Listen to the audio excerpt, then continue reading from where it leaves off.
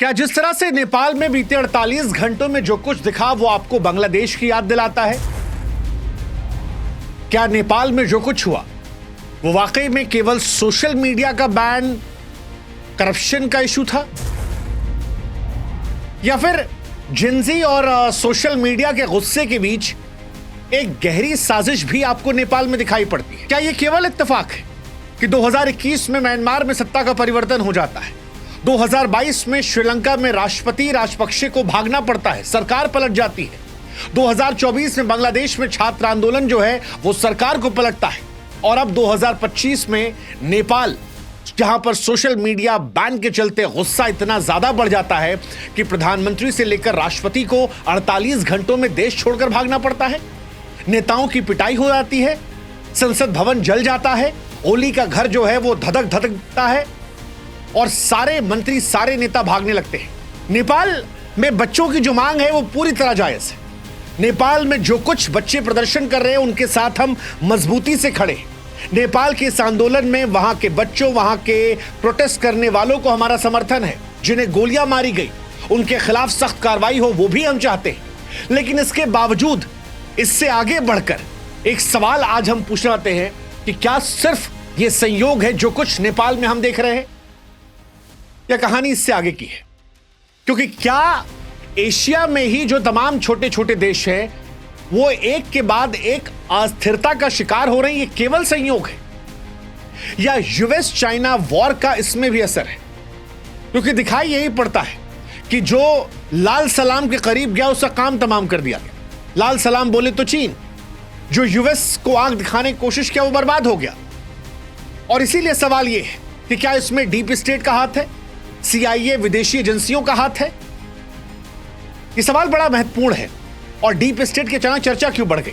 सवाल यह भी कि नेपाल में एक आंदोलन होता है जो किसी की लीडरशिप में नहीं होता है, छात्रों का आंदोलन होता है, समर्थन कई लोगों ने किया था, लेकिन जो हमला होता है, जो विरोध होता है वो इतना ऑर्गेनाइज होता है कि सरकार की चूल्हे हिल जाती है। क्या यह शक संदेह नहीं पैदा करता? डीप स्टेट की अचानक चर्चा इतनी तेज क्यों है? और क्या भारत के सारे पड़ोसी देशों में ऐसे आंदोलन होने के बाद भारत को भी सतर्क रहने की जरूरत है? क्योंकि एक पड़ोसी पाकिस्तान का नाम हमने केवल नहीं लिया, लेकिन पाकिस्तान में भी हम जानते हैं कि जब इमरान खान ने यूएस को आंख दिखाई थी तो कैसे उनके खिलाफ मुकदमा चला, विरोध हुआ, और फिर जनता के नेता होने के बावजूद आज वो सलाखों के पीछे सड़ रहे हैं, उनकी आवाज कोई सुन नहीं रहा है। और इसीलिए आज सवाल बड़ा महत्वपूर्ण है कि क्या जो नेपाल में हुआ वो सिर्फ बच्चों का प्रदर्शन था, जेंजी का गुस्सा था, या जेंजी के नाम पर कोई और है जो खेल खेल रहा है? ये सवाल बड़ा महत्वपूर्ण है। इस सवाल का जवाब हम देने की कोशिश करेंगे, लेकिन हम आपसे गुजारिश करेंगे कि आप हमारे व्हाट्सएप चैनल से जरूर जुड़िए, क्योंकि इसके जरिए हमारा आपका कम्युनिकेशन जो है वो थोड़ा स्ट्रांग हो जाएगा, आप तक वीडियो जल्दी पहुंच जाएंगे, और राय क्या है वो भी दीजिएगा। फिर एक बार हम स्पष्ट कर दें कि नेपाल के इस प्रदर्शन को लेकर हमारा पूरा समर्थन है। भारत में 80-90% लोगों को ओली सरकार से कोई लेना देना नहीं, कोई लेना देना नहीं।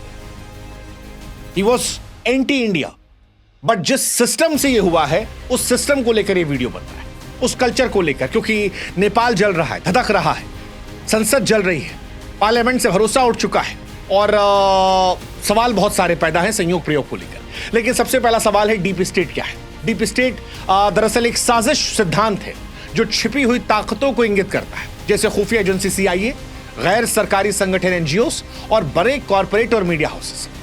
ये दरअसल पर्दे के पीछे से सरकार को प्रभावित करती है, चुनाव में हेरफेर करती है, शासन परिवर्तन करवाती है। अमेरिका में ट्रंप के समय खासतौर पर यह बड़ा लोकप्रिय हुआ है, लेकिन वैश्विक स्तर पर इसे कलर रिवॉल्यूशन कहा जाता है, जैसे यूक्रेन में 2014 का ऑरेंज रिवॉल्यूशन, जॉर्जिया में 2003 का रोज रिवॉल्यूशन, हांगकांग में 2019 का प्रदर्शन। इसमें युवाओं को सोशल मीडिया के जरिए इकट्ठा किया जाता है और फिर लोकतंत्र के नाम पर पीछे से विदेशी ताकत जोर लगाती है और उस देश में सत्ता पलट जाती है। अब अगर आप एशिया की बात करेंगे तो एशिया में भी यह पैटर्न लगातार दिखाई पड़ रहा है। म्यांमार 2021 सैन्य तख्ता पलट हुआ, आंग सान सू की सरकार गिरा दी गई, यूएस ने कूप के खिलाफ प्रोटेस्ट का समर्थन किया, सैन्य नेताओं पर एक्शन लगाए गए और उस दौर में भी कहा गया कि यूएस ने लोकतंत्र के नाम पर हस्तक्षेप किया, क्योंकि म्यांमार जो है चीन के BRI belt and road initiative में शामिल था। यूएन रिपोर्ट में इसका कोई सीधा हाथ तो नहीं आया, लेकिन चर्चा हुई। यही चर्चा श्रीलंका को लेकर भी हुई। श्रीलंका 2022 आर्थिक संकट से राजपक्षे भाई भाग गए थे। IMF का रोल जो था वहां आया था। राजपक्षे साहब जो थे वो प्रो चाइना थे। उन्होंने हम्बनटोटा पोर्ट चाइना को लीज पर दिया था और फिर वहीं से सारा खेल गड़बड़ाता गया और बाद में श्रीलंका में सरकार गिर गई। बांग्लादेश में 2024 में छात्र आंदोलन होता है। जुलाई 2024 में कोटा प्रोटेस्ट जॉब रिजर्वेशन को लेकर होता है। फिर फायरिंग होती है, 200 लोगों की मौत होती है, एक बड़ा जन आंदोलन बनता है। हसीना जो है वो भी यूएस को आंखें दिखाने लगी थी और खबर यह थी कि यूएस ने हसीना पर दबाव डाला था, बात नहीं मानी। आधिकारिक तौर पर कोई पुष्टि नहीं, लेकिन दबी छिपी जबान में लोग कहते हैं कि बांग्लादेश को भी अस्थिर अमेरिका ने किया। और आज जो वहां प्रधानमंत्री हैं वो बिल्कुल अमेरिका की बोली बोलते हैं। नेपाल को लेकर भी यही सवाल है कि ओली साहब जो हैं वो प्रो चाइना थे। 4 सितंबर को यूएस के जो ऐप्स थे, फेसबुक, इंस्टाग्राम, व्हाट्सएप, इन सबको बैन कर दिया, लेकिन चाइनीज ऐप खुला रहा। नतीजा, अब वो एक्स प्राइम मिनिस्टर हुए। नेपाल बांग्लादेश 2.2 के तौर पर कहा जा रहा है।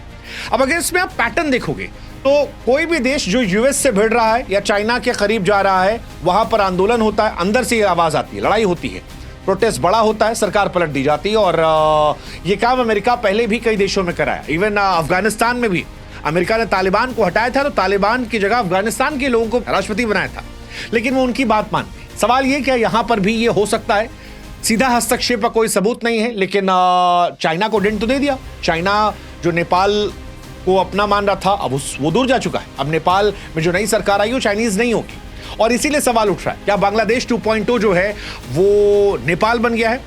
बांग्लादेश 2.0 कहने का मतलब नेपाल के प्रोटेस्ट को 2024 के बांग्लादेश के आंदोलन से जोड़ना, जहां पर छोटा ट्रिगर जो है वो बड़ी आग बन गया। बांग्लादेश में जुलाई 2024 में कोटा प्रोटेस्ट शुरू हुआ था, वो बड़ा बना। फिर भ्रष्टाचार, नेपोटिज्म, सरकार की दमनकारी नीतियां।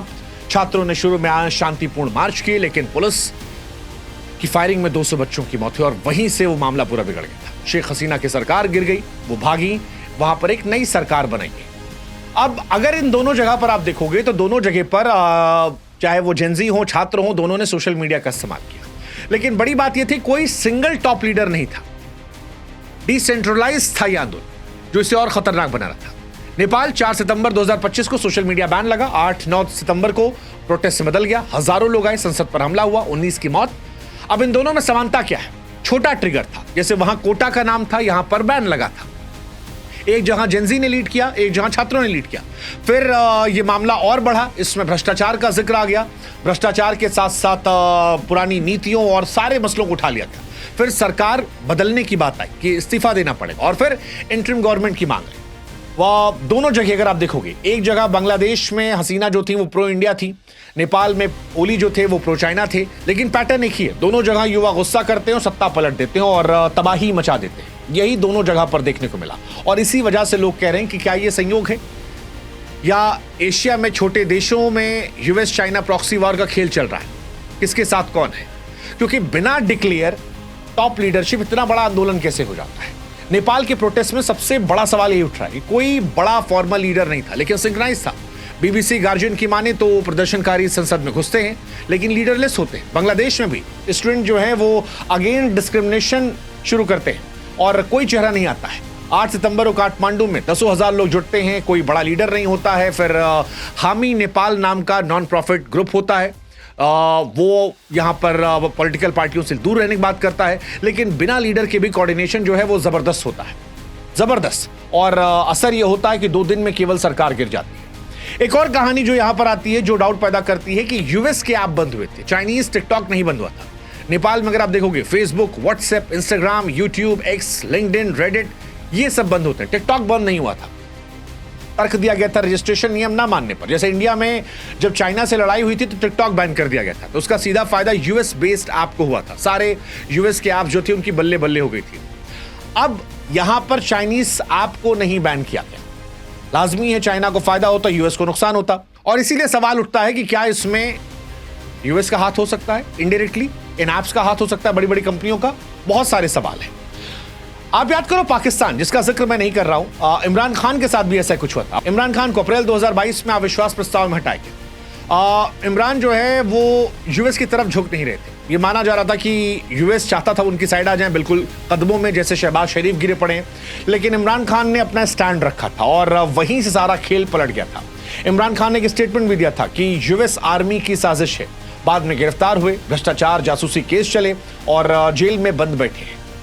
आप याद करो, भारत को लेकर भी इसलिए सवाल उठ रहा है, क्या भारत पर भी खतरा है? भारत में भी बीते कुछ समय में कई आंदोलन हुए हैं, कई बार आरोप लगता रहा है और कईयों का मानना है कि आगे आने वाले समय में भारत में भी ऐसे आंदोलन हो सकते हैं जो बहुत ही ऑर्गेनिक लगेंगे, लेकिन उसके पीछे साजिशें हो सकती हैं। ये पहले से भी देखने को मिला है। आप किसी भी दुनिया में किसी भी देश का पैटर्न उठा लो, बड़े ताकतवर जो देश होते हैं वो छोटे छोटे देशों में अपनी सरकार बनवाते हैं, बिगाड़ते हैं रिश्तों के हिसाब से। ऐसे में जब भारत और अमेरिका के रिश्ते सबसे कमजोर स्तर पर है, तो क्या भारत में भी अस्थिरता फैलाने की कोशिश की जा सकती है? हालांकि भारत का सिस्टम जो है वो काफी स्ट्रांग है, भारत की फौज जो है काफी स्ट्रांग है, भारत की डेमोक्रेसी स्ट्रांग है, भारत की पार्लियामेंट जो है वो बड़ी स्ट्रांग है और भारत के लोग समझ भी रहे हैं। लेकिन फिर भी ये सवाल उठ रहा है कि क्या नेपाल में जो कुछ हमने 48 घंटों में देखा वो सिर्फ संयोग था? क्योंकि हम सब ने ऑर्गेनिकली नेपाल के बच्चों को सपोर्ट किया, लेकिन जिस तरह से सत्ता गई, जिस तरह से हमला हुआ, जिस तरह से हंगामा हुआ और जिस तरह से आज नेपाल सरकार के बिना हो गया है, अब नेपाल किसी के पास नहीं। वो नेपाल कौन चलाएगा, ये कौन तय करेगा, ये पता नहीं।